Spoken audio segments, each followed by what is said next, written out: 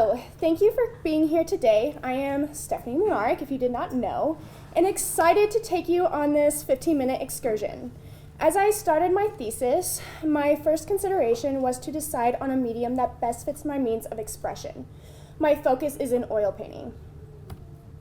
I'm a lover of process. My experiences in art from my little kid to now being a serious artist have always been centered around the joy of working with different media. I've experimented with glassblowing, ceramics, drawing, painting, and printmaking while being here at Hastings College. Creating relief prints by carving into linoleum was a very satisfying experience. I was captivated by making textures and doing line work with the gouge. My attraction to making art is definitely based on getting my hands into the material. Feeling the paint being moved by a brush on a surface gives me great satisfaction. In the process, I get to be actively engaged in choosing colors and being spontaneous with the paint. The marks left behind create wonderful textures. The paint becomes alive and moves through the surface. Painting is about layering, and as my work evolves, the surface becomes richer and more interesting. And oil paint makes the process even more engrossing. Its ability to blend and layer the luminous surface it leaves behind is qualified my medium of choice. When I was younger, I always had a coloring book, colored pencils, or markers. My family was used to seeing the remnants of my adventures in art making in our house or garage. They always were and are supportive of my artistic journey. I would be in the living room or dining table with my mom doing some sort of doodling while watching a movie, or I'd be hanging out with my dad in the shop while he was working on the hot rod. You could say my mind was always engaged, so I would be drawing or painting on some recycled particle board and auto body masking paper. In these specific paintings and doodles, I distinctly remember learning things like how raindrops can be in front of a rainbow and not just behind it or beside it. I had a curious nature and rich imagination. These doodles and paintings are still around the house and garage to this day. The element of play and experimentation is still very important in my art practices. Earlier in this academic year, my journey started with me experimenting with things like self-portraits or still lifes. I used different poses and played with long exposure effect of my iPad camera to create subject matter. The paintings that I created were abstract and ghost-like figures. This moved me in the direction of becoming more fluid with my brush strokes. My color became more saturated in my work. In my research, I came across Kylie Manning. Her approach to contemporary painting became very influential to me. She has bright colors and notable fluidity in her work. The colors she uses are also vibrant, and they contrast as they interact with one another. My own work has this very thing where the colors play with one another. Her artwork represents the different moments and memories within her childhood and life. She also leaves some interpretation to the viewers of what is going on in her work. I respect the element of play and the obvious joy of working with oil paint. Look closely and you can see the different layers in the painting. As I continued to experiment with the processes and techniques of oil painting, the need to develop my content became more urgent. I decided to look on my childhood home for inspiration. My work started to focus on those places in my childhood home that were important to me. When I was trying to figure out what to paint, I looked around and thought deeply about my life. I asked myself questions like, what has changed? Did my dad and I leave a history of our movements by the way we left our belongings in the house? What happened in my personal experiences, and how can others relate to them? I decided to paint with more intimate interior rooms. As of the last year, this home has sat quiet. It is in a state of being alone without being lonely. This childhood home has now only two people that come back to it periodically, my dad and myself. My dad, who works across the country in New York State, he's gone for months at a time. He is gone for months at a time living in his new world. For me, I have been here in Hastings going to school and gone from this childhood home for months, going about my days in my regular routine, just like many of my college peers.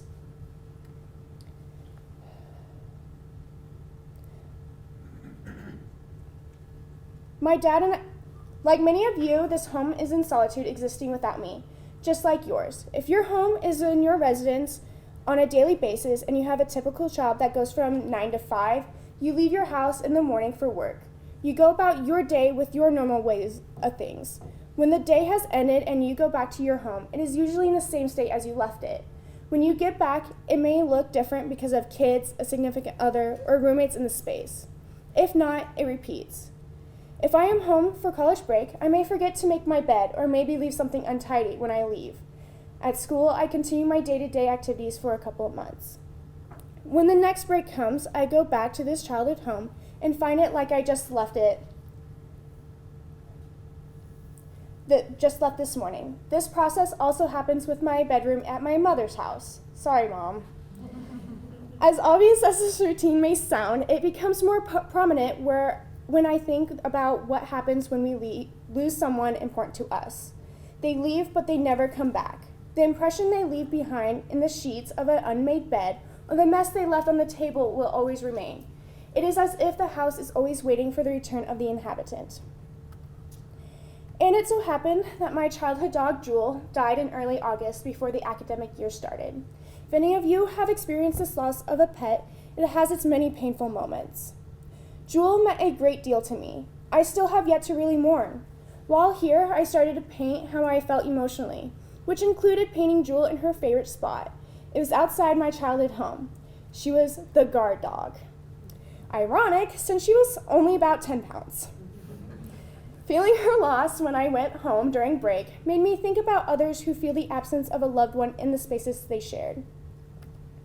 These photos illustrate the evidence of what I was questioning. On March 8th of last year, I took a photo of our dining table. It remained this way until May 3rd, when some items were added to it. The people were absent, but evidence of their activity is still there. By November, more trinkets, dishes, cords, and papers were added and left on this table. Since November, it has been basically left the same. Our home has been at a standstill for roughly a year. Looking into a different room on the right photo, the vacuum is in sight but hasn't been used. It shows we haven't been there long enough to even use it. The red leash hasn't had a purpose. It's been there since August. My brother's key lanyard has been on the hook left unused since he moved out an eternity ago. Up to this point, I was primarily working on a smaller canvas. I wanted to see what I could do on a larger scale. A smaller canvas was just not cutting what I wanted to express and not using the techniques I wanted to even use. It was restricting and not showing my full potential. That allowed me to challenge myself by using bigger canvas sizes. It helped depict the ideas I wanted my thesis to be about and what techniques I wanted to enjoy more. In this painting, you can see why I love oil paint so much. The layering of paint and the ability to leave a history of my brushwork is evident. Lee Kung-ong did the same. He is a contemporary artist that has influenced me. His obvious love of brushwork is evident. He will have volunteers apply the paint with their body or use his own. His body, his hands, even his feet serve a purpose as his paintbrush, to create movements through the paint. He likes to experiment with the simple joys of playing with the medium. My process of applying paint peaked in missing. I created it after my earlier painting, Guard Dog. I was still in the transition of mourning the loss of Jewel as subject matter, to selecting interior scenes of my house. The focus of the new work was the fluid, emotional brushstrokes. I really enjoyed experimenting with the massively thick brushstrokes. I found more joy in having this repetitive technique for each color. I began using the impasto technique as a tool to create thick brushstrokes. Impasto is an Italian word for paste-like, used as a medium technique in oil paint, where it allows the paint to be applied thick and the texture of the brushstrokes or palette knife is still able to be seen even when dried. The impasto technique of applying paint to a canvas was a hallmark of stylistic period of Impressionism. When the artists were trying to capture a moment of time in their paintings, they mixed their paint on their palette and hurriedly applied on it to the canvas. The paint built up quickly, leaving behind wonderful textures and atmospheric colors. Monet has made this technique well known, and other artists followed, adapting into their own practices. This includes Vincent van Gogh. He took this technique and made the brushstrokes even larger, filled with emotion, and with more vibrant colors. Lucien Freud is known for this thick impasto painting portraits. Though my thesis is not focused in portraiture, I highly appreciate the thick impasto paint and brushstrokes that come along with it. The process keeps evolving and developing in my paintings to this point. In his painting process, he filled his paintbrush with paint, applied it with one stroke, then grabbed some more paint and applied it again. The brushstrokes of the thick paint and the incredible detail of the shadows and expressions on the portraits are notable. This painting, Dining Table, is the epitome of if you do not like how it's coming out, it is okay to start over, put it away, or both. Fun fact, there is another painting on the back side. I just had to start over, take a break, recollect my thoughts. I believe it took me over a month to come back to this painting and finish it. I'm glad I stuck with it. I enjoy how it turned out. It is much different than where it was initially heading. The process was much more enjoyable and the composition was much more accurate and visually pleasing. This tool in my hand, the paintbrush, is connected to me. I enjoy how I manipulate the brushstrokes shown on the canvas. Even though they are just blue curtains, they have been there for as long as I can remember, maybe even as long as I've been around. There are blue curtains all around my childhood home.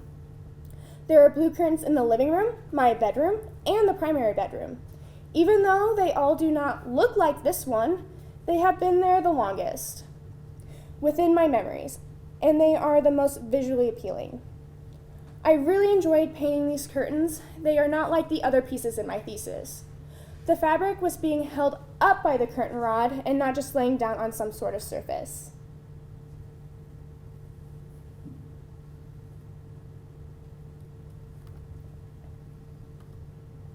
This is the finished product of blue curtains.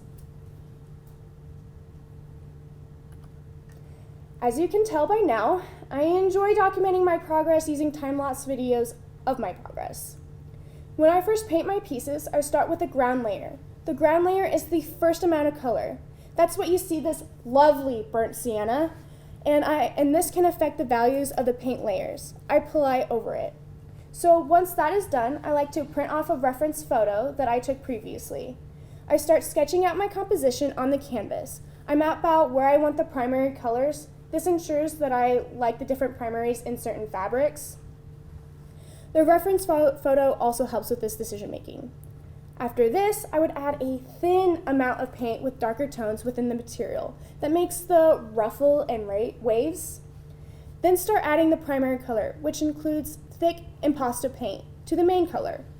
Once the thick primary color is down, I go in with the darker tone to give the depth the fabric needs. I go back and forth with these two shades for the most excellent blended effect. Then I add the nice highlighted finish. Once I finish the fabric, I add the background that fits best. It makes the most sense for the background to be of a more gray, muted tone. The gray helps with the vibrancy and appearance of the fabric closer to the viewer. Like you may or may not have noticed, my paintings are unstretched. Stretched canvas is when you have a stretcher bar to keep the canvas pulled tightly as possible so the canvas does not distort. It is what you typically see in art galleries. I made the decision not to stretch my canvas for the reason my paintings are of informal and intimate settings within the home. I thought that this is appropriate to keep the paintings unframed to match the scenes.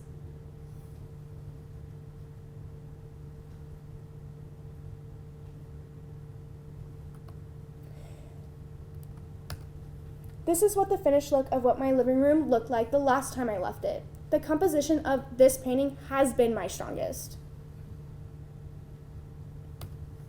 I leave senior thesis realizing how much I still love to paint and play with materials.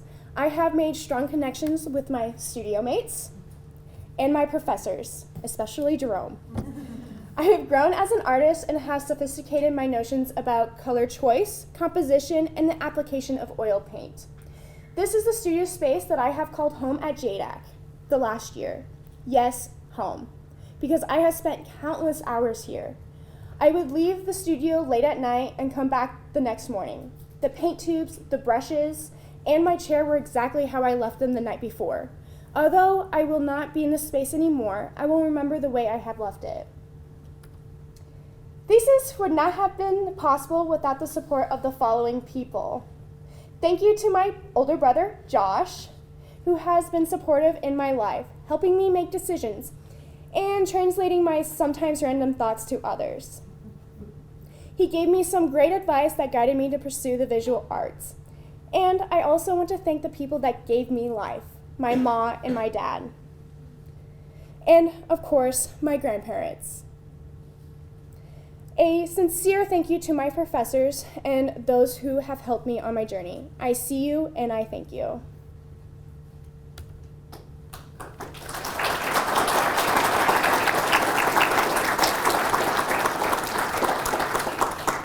Thank you, Stephanie. Hopefully you guys have generated some questions for her for a little lively debate as Joseph, you said.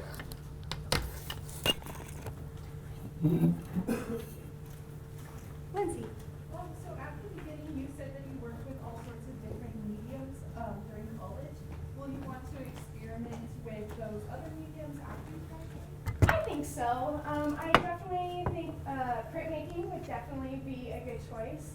I know a lot of art materials are kind of toxic, but maybe doing some water-based ink or even doing acrylic even, because I know oil paint is kind of toxic as well. But yes, I would definitely, maybe not glass blowing, but.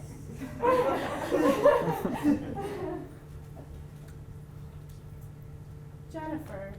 I noticed that like in the majority of your paintings, they all have like a square, like rectangular shape. Do you think you'll ever explore like an organic shape to your canvas to go with like the landscape or whatever?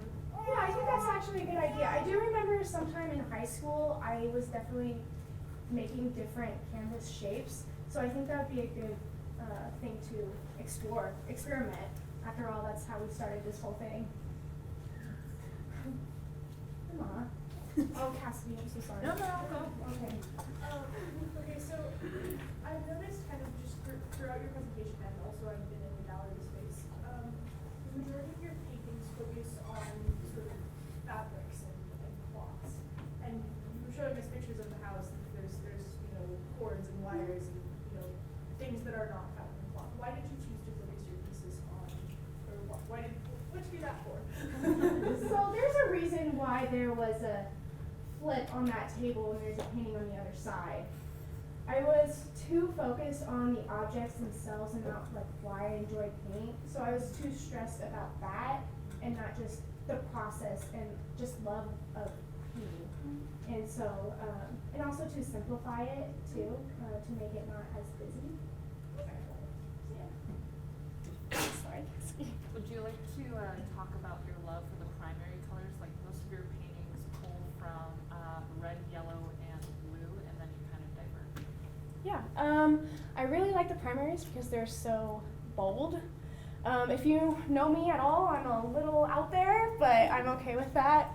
I'm a very colorful person, so I think it was a pretty good choice. And I don't know, I just really like the contrasting and the different movement of those colors. It just gets me going. Yes. How long would you say that typically one of the paintings takes you to do? It depends on which ones. Definitely, there's different variety of sizes that I've done.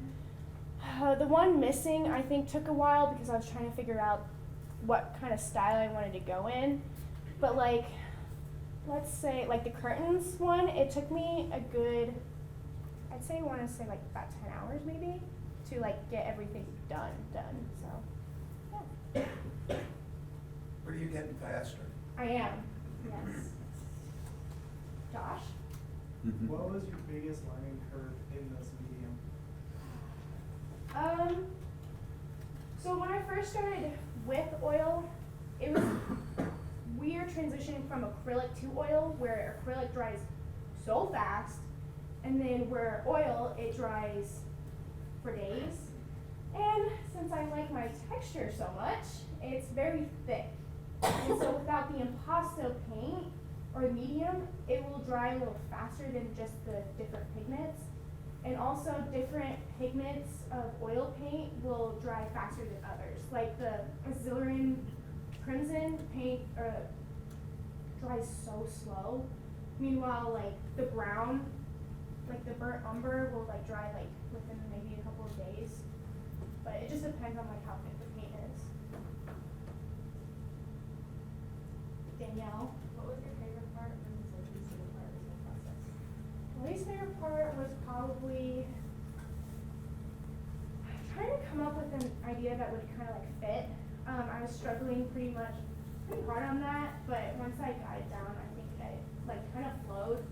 Because like once I looked around like my place, like my childhood home, it kind of like, wow, like these are the things that I would really enjoy to paint. Gives me comfort. What was the other part of the question? Your favorite part? Playing with the medium. Obviously, I have yes. Yes. You spoke a lot about your enjoyment process. So how much of what you do is for your enjoyment of making the work, and how much is about the story you want to tell, and then how do you find the right balance?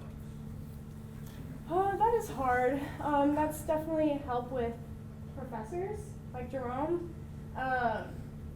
You just have to like, I don't know, like really just experiment with what you like and what is meaningful to you. I don't know exactly how to answer that, but you just have to really like, what's important in my life that maybe others can relate to. So, did that answer your question?